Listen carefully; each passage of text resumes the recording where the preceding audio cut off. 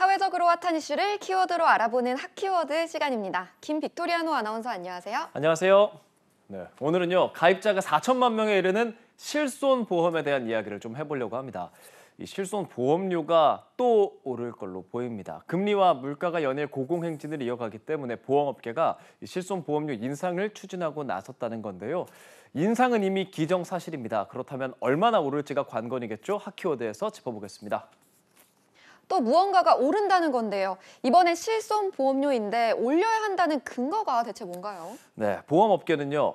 손해율이 높아서 큰 폭의 인상이 불가피하다고 말하고 있습니다. 실제로 이 실손보험의 손해율 2019년 이후에 줄곧 130%대로 계속 적자를 기록하고 있는데요. 130%대라는 거 쉽게 말해서요. 보험료 100원을 받아서 보험금을 130원을 줬다는 겁니다. 30원이 손해라는 거겠죠. 올해도 지금까지 추이로 보면 손해율이 120에서 130%대로 예상이 되는 상황입니다. 실손보험 손해율이 이렇게까지 높아진 이유가 있을 것 같아요.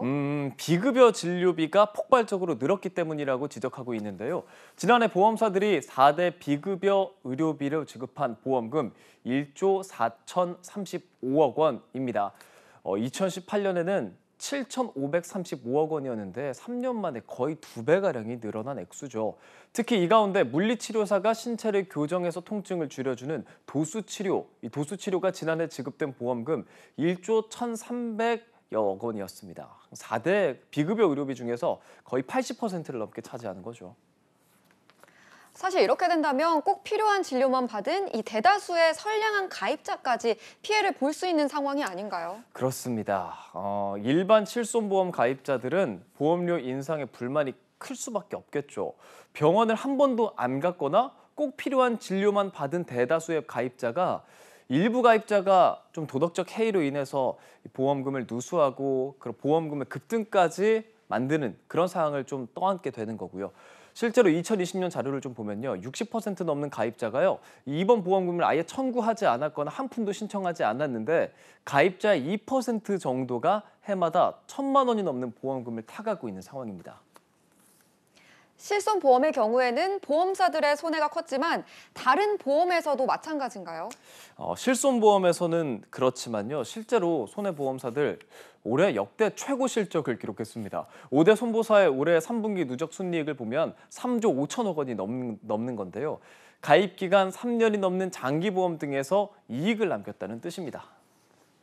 그럼 종합해봤을 때 그렇다면 이 보험업계 손해율이 크다고 보기는 좀 힘들 것 같은데 이번에 실손보험은 얼마나 올릴까요? 네, 내년 보험료 인상폭 이달 중에 결정이 될 전망입니다.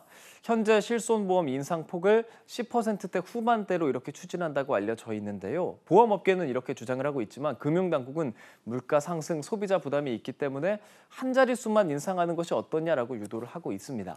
전문가들 효과적인 비급여 관리와 함께 보험금을 많이 타갈수록 보험료를 올리는 등 합리적인 보험료 조정을 위한 제도적 지원이 병행돼야 한다고 조언합니다. 보험료 줄이는 방법에 대해서 좀 궁금해지는데요. 예, 보험료 줄이는 방법이 있다면 저도 궁금한데 일단 4세대 실손보험으로 갈아타는 것이 맞나라고 고민하시는 분들이 많을 겁니다. 잘 좀 살펴봐야 할 텐데요. 이 4세대 실손보험의 특징이라고 한다면 보험료가 좀 쌉니다. 대신에 보험금을 적게 받으면 보험료 할인을 많이 받게 되고 보험금을 많이 받으면 이 보험료가 확 늘어나는 구조입니다.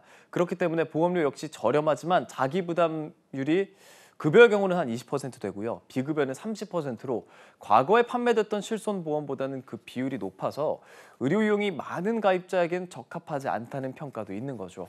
그런 만큼 본인의 나이, 병력, 가족력, 향후 의료비 등을 잘 좀 고려해서 결정하는 것이 바람직할 걸로 보입니다. 네, 실손보험은 병원비에 부담을 느끼는 환자들이 의존할 수밖에 없는데요. 보험료 인상이란 쉬운 방식만을 선택할 것이 아니라 장기적인 대책 마련이 필요한 시점입니다. 지금까지 핫키워드 김빅토리아노 아나운서였습니다. 고맙습니다. 고맙습니다.